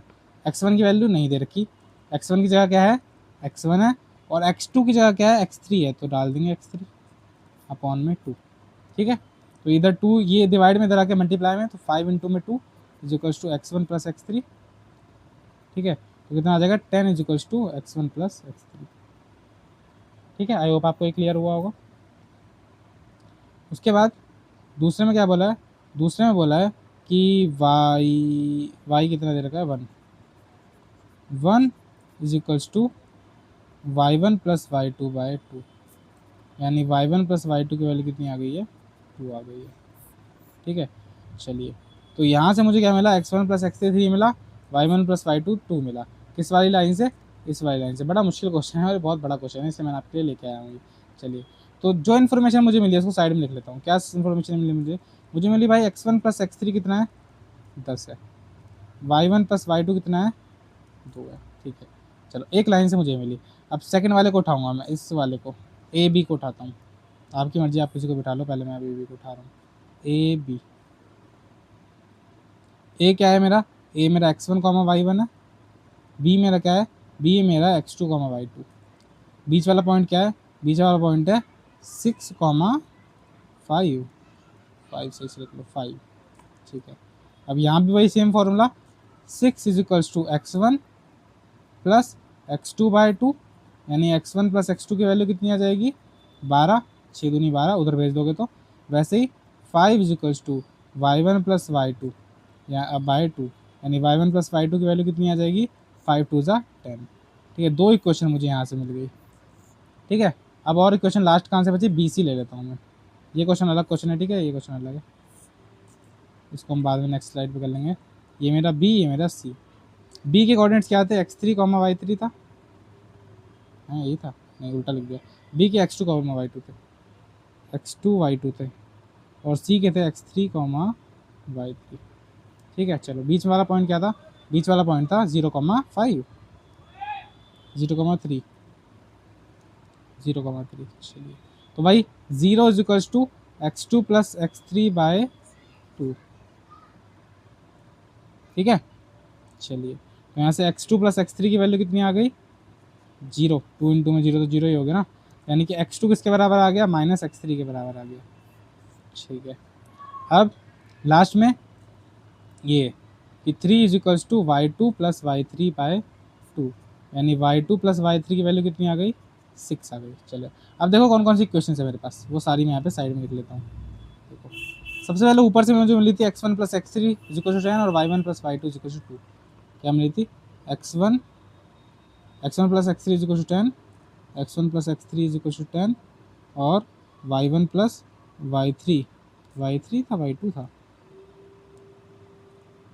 यहाँ पे मैंने गलती से 2 लिख दिया ना, ये 3 होगा ना, देखिए ये 3 है, तो y1 plus y3 is equal to 2 था, सॉरी मिस्टेक हो गई यहाँ पे, तो y1 plus y3 is equal to 2 था, ठीक है। चलिए अब देखिए, अब ये आ गया, एक इक्वेशन ये रही, एक ये रही, एक ये रही, एक ये रही, एक ये रही, और एक ये रही, कितनी इक्वेशन मिली, 1 2 3 4 5 6, आई मीन 6 क्वेश्चन का यूज़ करके आंसर लेके आऊँगा मैं। देखिए तो सबसे पहले इसने बोला x2 जो है वो -x3 के बराबर है, ठीक है। तो देखिए x1 + x2 कितना होता है 12, लेकिन इसने बोला कि भाई x2 किसके बराबर है -x3, यानी मैं x2 की जगह लिख सकता हूँ -x3 लिख सकता हूँ। मिल गई ये इक्वेशन, नई इक्वेशन मिल गई। अब एक ये रही और एक ये रही, जिसमें सेम है, ये x1 है, इसमें भी x1 है, इसमें भी x1 है, इसमें भी x3 है, इसमें भी x3, सबको साथ में ले लो। तो x1 + x3 = 10, और यहाँ से लूँगा x1 - x3 = 12। दोनों इक्वेशन को ऐड कर दो, x1 + x1 2x1, ये प्लस माइनस -0, ठीक है, ये वाला खत्म 0, और ये 22 आ जाएगा, 10 और 2 22। तो x1 की वैल्यू कितनी आ जाएगी 22/2, यानी कि x1 की वैल्यू आ गई 11। x1 की वैल्यू जैसे ही 11 आ गई तो हम क्या निकाल सकते हैं, यहाँ से x3 की वैल्यू निकाल सकते हैं। x1 की वैल्यू कितनी आ गई 11, तो इसकी जगह मैं क्या डाल दूँगा 11 - x3 = 12। तो इसको उधर भेजूँगा मैं, तो -x3 = 12 - 11, तो कितना आ गया -1। तो x3 की वैल्यू आ गई 1, ठीक है। तो x1 की वैल्यू आ गई मेरी 11, x3 की वैल्यू आ गई मेरी 1, और x2 जो था वो -x3 था, तो x2 की वैल्यू आ जाएगी -1। तो x वाले तीनों कोऑर्डिनेट आ गए, है ना। अब क्या करना है, सेम y वाली इक्वेशन कौन कौन सी थी, y वाली इक्वेशन ये थी, y1 + y2 = 10। काफ़ी लेंथी क्वेश्चन है ना, इसलिए मैंने लिया था, ये थोड़ा मुश्किल क्वेश्चन है। y1 + y2 = 10, और दूसरा क्या है, और कौन सी क्वेश्चन थी, y1 + y3 = 3, y1 + y3 = 2, sorry, और कौन सी क्वेश्चन थी, y2 + y3 = 6, y2 + y3 = 6, ये क्वेश्चन, ठीक है। चलिए अब क्या करना है, हमें दो इक्वेशन सेम वाली लेनी है। देखो ये दोनों सेम है, इनको ले लेते हैं। y1 + y2 = 10, y1 + y3 = 2। दोनों इक्वेशन क्या करो, सब्ट्रैक्ट कर दो, ये खत्म, y1 + y1 गया, ये बचा y2 - y3 = 10 में से 2 हो गया 8, ठीक है। एक नई इक्वेशन बन गई। अब किसको ले लो, अब इसको ले लो, y2 - y3 = 8, और एक ये वाली y2 + y3 = 6। अब क्या कर दो, दोनों को ऐड कर दो, ये खत्म, ये आ जाएगा 2y2, और 8 और 6 कितने होते हैं 14। तो y2 हमारा आ गया 7, ठीक है, डिवाइड होकर 7 आ जाएगा, y2 7 आ गया। अब यहाँ डाल देंगे तो अपना y1 भी आ जाएगा, y1 + y2 कितना आया 7 = 10। तो y1 की वैल्यू आ गई 3, y1 3 आ गया। अब इस वाली इक्वेशन में डाल देंगे, y1 3 + y3 = 2, तो y3 की वैल्यू आ गई -1। तो अपनी सारी वैल्यूज़ आ गई। चलिए तो अब कोऑर्डिनेट जो इसने पूछे थे बता देते हैं। x1 की वैल्यू क्या आई, x1 की वैल्यू आई है 11, y1 की वैल्यू कितनी आई है, y1 की वैल्यू आई है अपनी, कहाँ गई y1 की वैल्यू, ये दी 3। तो पहला जो कोऑर्डिनेट है वो क्या है 11,3। x2 की वैल्यू कितनी आई है -1, y2 की वैल्यू कितनी आई है 7, तो यानी कि ये वैल्यू जो होगा -1,7, ठीक है। फिर -1,7, उसके बाद y3 आई है -1 और x3 आई है 1, तो ये होगा अपना -1,1, सॉरी 1,-1, ठीक है। तो आई होप आप ये क्वेश्चन समझे होंगे कैसा है। इस क्वेश्चन, ये बड़े क्वेश्चन होते हैं बहुत, इसमें क्या करना होता है, हमें अलग अलग इक्वेशन बनानी होती है, और इक्वेशन बना के उनको सॉल्व करना पड़ता है। इक्वेशन सॉल्व करनी आपको आनी चाहिए, क्योंकि हमने बहुत पहले पढ़ा था 8th क्लास में, इसलिए आपको ये पता होना चाहिए। तो आई होप आप यहाँ तक समझ चुके होंगे पूरा सोल्यूशन। अगर आपको नहीं समझ आया तो आप एक बार रिपीट करके देखिए, आपको डेफिनेटली समझ आ जाएगा। अब मैं इसको यहाँ से मिटा देता हूँ। क्यों मिटा रहा हूँ, क्योंकि मुझे सेकंड क्वेश्चन भी करना है।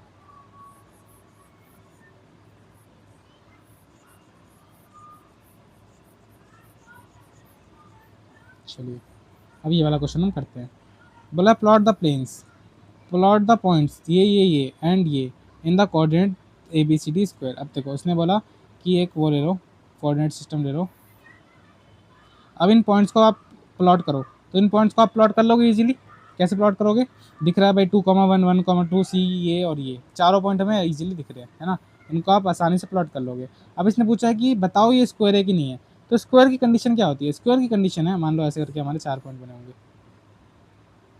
A 2,1, है ना, B क्या होगा -1,2, और C क्या होगा -2, -1, ये C पॉइंट होगा, और D क्या होगा 1, -2, है ना।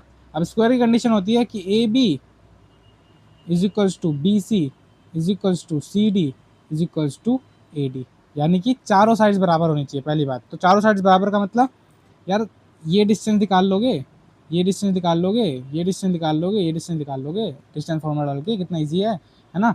जैसे डिस्टेंस फॉर्मूला डाल के चारों डिस्टेंस आप निकाल लोगे इंडिविजुअली, देखोगे अगर वो चारों बराबर है तो बोल दोगे यस इट इज स्क्वायर। नहीं, अभी नहीं बोलोगे, क्यों? क्योंकि स्क्वायर के साइड्स तो बराबर होते ही हैं और साथ साथ में ये जो डायगोनल है ये भी बराबर होते हैं, ठीक है। तो डायगोनल क्या है, AC बराबर BD भी आना चाहिए।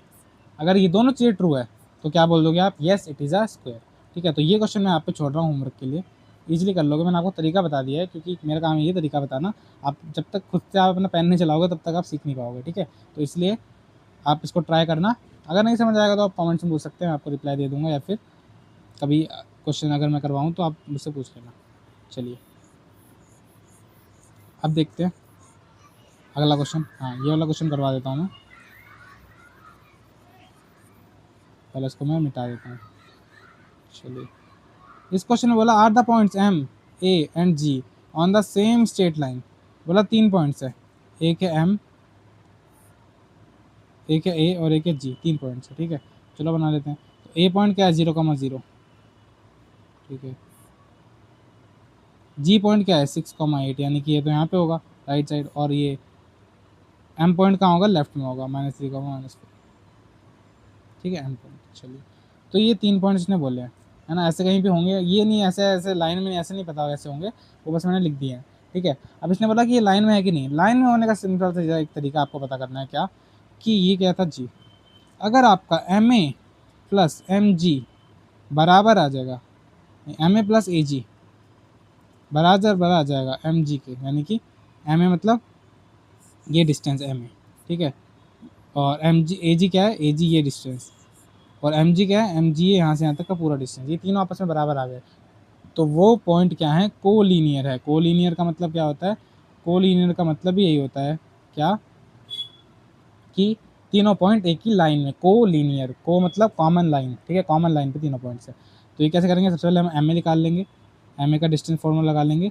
क्या होगा, ये मेरा x1, ये मेरा x2, तो x1 माइनस x2 का whole square plus y1 minus y2 का होल स्क्वायर, तो कितना आ जाएगा MA, √3 का स्क्वायर कितना हो जाएगा 6, 4 का स्क्वायर हो जाएगा 16, यानी कितना आ जाएगा √16 प्लस 6 कितना होता है 22, ठीक है। MA आ गया। AG निकाल लेते हैं, AG ये रहा, इसमें भी यही करेंगे, अंडर रूट में 0 माइनस 6 का होल स्क्वायर प्लस 0 माइनस 8 का होल स्क्वायर, फॉर्मूला लगा रहा हूँ डिस्टेंस फार्मूला, अंडर रूट 6 का स्क्वायर 36, 8 का स्क्वायर 64, तो कितना आ गया ये 100, है ना। अंडर रूट 100 कितना होता है, 10 होता है, ठीक है। अब लास्ट में क्या निकालना है, MG क्या होगा, MG निकालना पड़ेगा हमें 6, ऐसे कर लेते हैं, -3 माइनस 6 का होल स्क्वायर प्लस कैसे x1 माइनस x2, फिर y1 माइनस y2 -4 माइनस 8 का whole square, under root 6 minus 3 minus minus plus 6 और 3 9, 9 9 ज़ा 81, माइनस माइनस प्लस 8 और 4 12, 12 का स्क्वायर कितना होता है 144, सबको पता ही तो है ना। अंडर रूट 415, 8 और 4 12 का 2, 1 कैरी, 1 और 1 2, 225, और 225 किसका स्क्वायर है, सबको बताइए वाली बात 15 का, है ना, ठीक है। चलिए, तो क्या क्या MA प्लस AG MG के बराबर आ रहा है। MA की वैल्यू कितनी आई, अंडर रूट 22 आ रही है, 3 3 अरे यार देखो गलती कर दी, 3 3 9 है ना, ये कितना आ जाएगा अंडर रूट 25, और ये कितना आएगा 5 हो जाते हैं इसलिए मिस्टेक्स, ठीक है। MG की वैल्यू आ रही है 5, AG की वैल्यू आ रही है 10, और MG की वैल्यू 15, तो हाँ बिल्कुल सही, दोनों तीनों वैल्यू आपके बराबर है। तो yes these points are collinear, simple सा तरीका है कोलिनियर का चेक करने का, ठीक है, कि MA प्लस MG उसके बराबर होना चाहिए, तो हाँ ये वाले पॉइंट क्या है, कोलिनियर है, ठीक है। आई होप आप ये क्वेश्चन समझ गए होंगे। अब लास्ट क्वेश्चन बचा हुआ है, लास्ट क्वेश्चन बड़ा ईजी और इंटरेस्टिंग है, करते हैं इसको। बोला है computer graphic program displays image on rectangular screen, ठीक है, बोला एक रेक्टेंगुलर स्क्रीन है, ठीक। System whose coordinate system has the origin at the bottom left corner, बोला कि यहाँ पे इनका ओरिजिन है, बॉटम लेफ्ट कॉर्नर पे क्या है, ओरिजिन, ठीक है।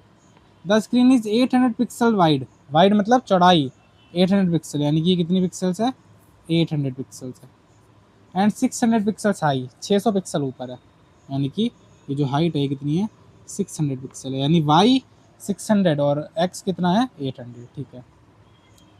A circular icon of radius 80 pixel is drawn with its center at point 100, 150। क्या बोला कि अरे यार इसके लिए मुझे पहले कोऑर्डिनेट सिस्टम पूरा बनाना पड़ेगा।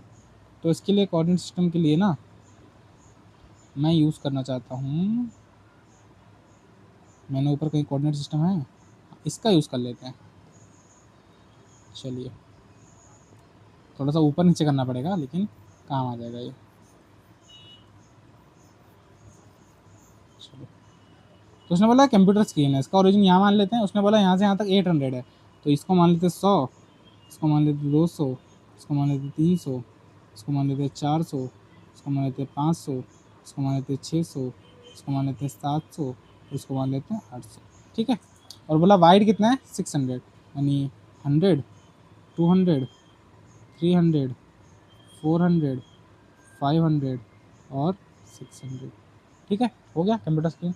अब क्या बोला,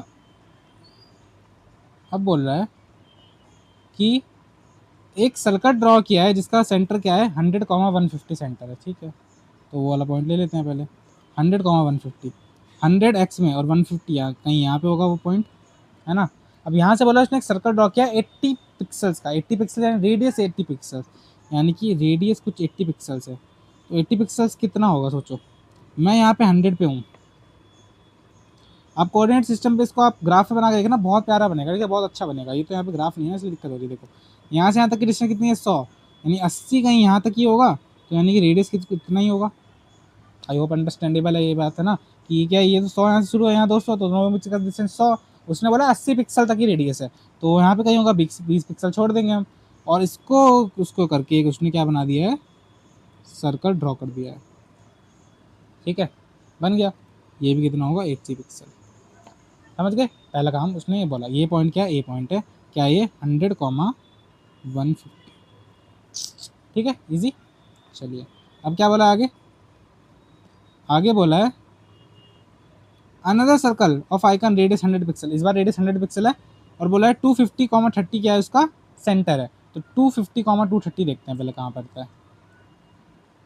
आप इसको ग्राफ बना के देखना, ग्राफ इतना प्यारा बनेगा ना। यहाँ पे बस थोड़ा सा उल्टा सीधा है इसलिए यहाँ पे थोड़ा दिक्कत होगी, पर ग्राफ बहुत अच्छा बनेगा। 250 कहाँ होगा, 320, यहाँ बीच में कहीं 250 होगा। और 230 कहाँ होगा, 230 कहीं यहाँ पे कहीं होगा।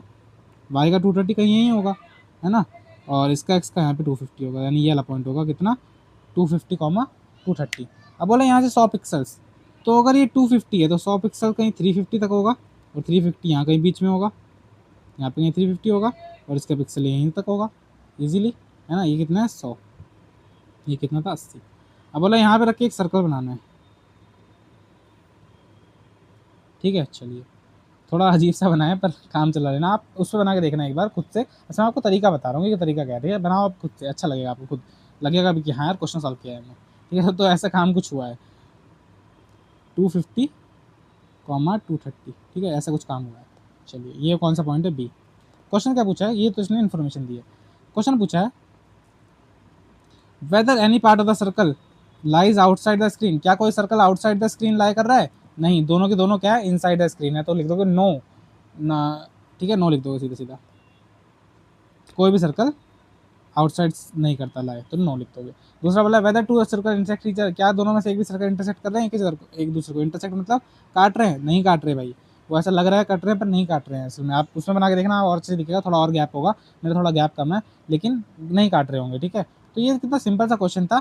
ये सारे क्वेश्चन थिंकिंग बेस्ड क्वेश्चन होते हैं, केस बेस्ड आप इसको बोलते हैं वैसे। और ज़्यादातर आजकल एनसीईआरटी वगैरह में यही आता है। पहले एनसीईआरटी में ऐसा नहीं होता था, पहले ज़्यादातर फॉर्मूला बेस्ड क्वेश्चन हुआ करते थे, और ना मतलब वही फॉर्मूला पुटिंग क्वेश्चन। लेकिन अब थोड़ा सा क्या हुआ है, लेवल थोड़ा अच्छा कर दिया इन लोगों ने, और थोड़े थिंकिंग बेस्ड क्वेश्चन लेके आने स्टार्ट कर दिया।